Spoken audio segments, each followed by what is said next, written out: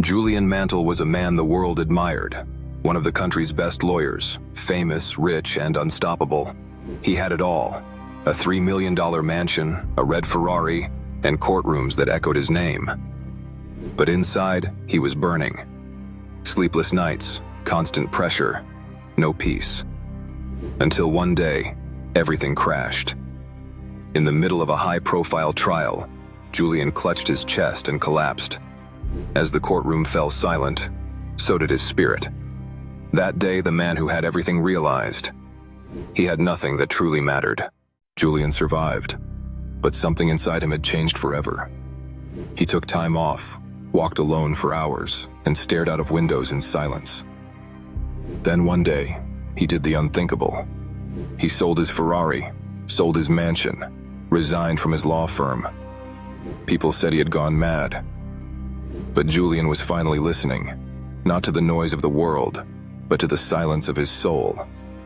And with one suitcase and a one-way ticket, he left, searching for peace. The plane touched down in India.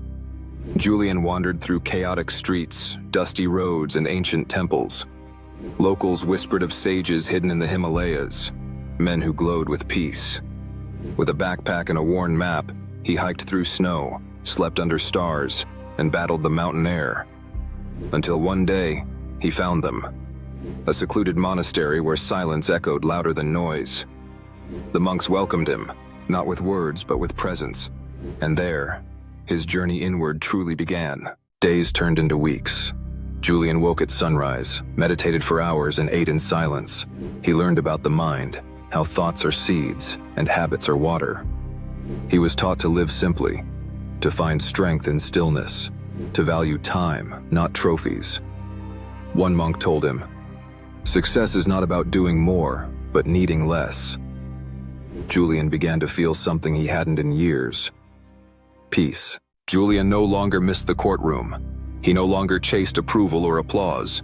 Instead, he watched butterflies dance. He smiled at the sky. He finally saw life, not as a race, but as a moment-to-moment miracle. He wasn't escaping. He was awakening. He had stripped away his titles, his labels, and what remained was truth. Julian had died in the courtroom, but been reborn in silence. After nearly 2 years, Julian returned home. Not in a Ferrari, but barefoot. Not in a suit, but in robes. He visited an old friend. "You look younger," the friend said. Julian smiled. "I feel free." Now he taught others what he had learned: meditation, mindfulness, simplicity. He gave talks in schools. He taught children to breathe. And in their eyes, he saw the world change. Julian no longer owned anything. Yet he had more than ever: peace, purpose, presence. He would sit quietly by the riverside and smile. People asked him, "Why did you give it all up?" He answered softly, "Because I finally saw what truly mattered." We all chase dreams. But what if your dream is waiting, not in the noise, but in the silence you avoid?